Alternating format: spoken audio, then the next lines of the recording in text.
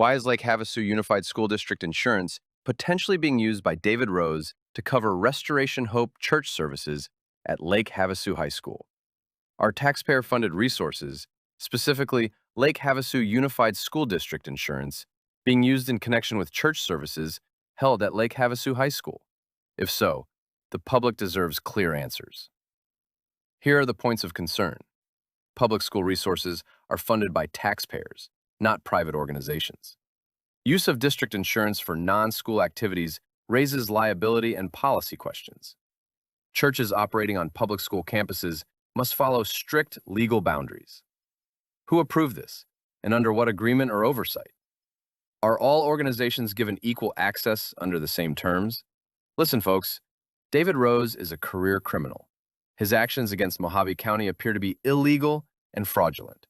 David Rose also omitted the fact that he is indeed a felon when filling out information to the Arizona Corporation Commission when checking boxes that specifically ask if the applicant is a felon, which David Rose most assuredly is. The public is finding out just how corrupt David Rose really is, so much that Supervisor Rick Lettman took back his endorsement. Here are some serious questions that need answers from the Lake Havasu Unified School District. Is school district insurance being used to cover Restoration Hope church services? Is David Rose involved in authorizing or facilitating this use? What policies govern outside organizations using school facilities and insurance? Is this compliant with Arizona law and district policy?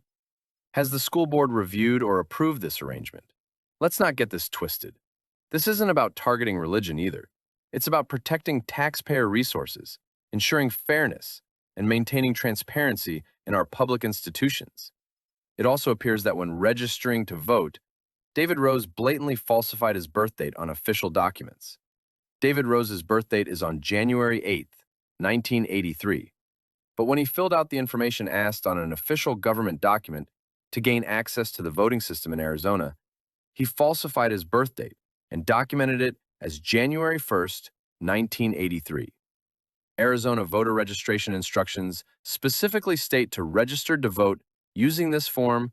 You cannot register to vote in Arizona if you have been convicted of a felony and have not had your civil rights restored. Civil rights are automatically restored if you have only one felony conviction, completed your sentence, parole or probation, and paid any victim restitution. David Rose has several felony convictions in different states. David Rose is well aware of his position as a felonious convict, which is why he falsified his birth date. The question people should be asking is, does David Michael Rose's Arizona driver's license have the wrong date of birth, intentionally? To presumably keep a Florida warrant from being found if he were pulled over, like we know he was in 2025 when he had no proof of insurance. And what was the insurance he provided to Mohave County courts to have his offense dismissed? Mohave County law enforcement needs to investigate this thoroughly and any other false information on government documents and reports David Rose has made. This man is a convicted, smooth-talking criminal who wants to sit in a seat he's not qualified to sit in, nor is he qualified to sit on the school board, and he needs to be ousted and thrown back in jail. Here's another question. Why is John Gillette supporting this convict? This is a very serious issue, folks, and the court hearing on Friday will be addressing this. To support and recognize Jennifer Esposito for taking on to uphold the laws for voter integrity. And there is a Supreme Court virtual trial. I have an invitation for everybody who wants to with the codes and stuff so they can watch this. I think it's an educational thing that we should all tune into.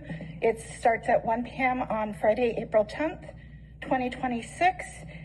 It is a nominating petition challenge, has been filed. The Supreme Court uphold Arizona election law regarding the alleged failure to reinstate voting rights of a multi-state felon before registering to vote and filing to be a candidate. Making sure that all of our legal votes count, which is the basis of the Republican Party.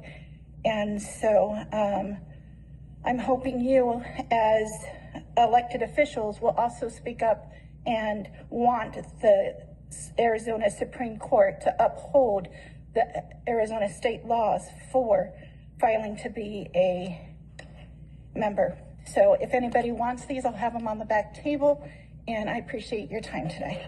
Thank you. Thank you. In Kentucky, we say that stinks.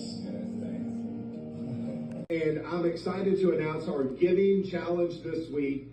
Our goal, $3,000. And if we meet our goal, Pastor Tim, Pastor Jesse are going to dress like leprechauns. Here's the deal. If we can get 200 people to give $100, or if we can raise our end of the year goal of $20,000, then Tim has agreed to do what?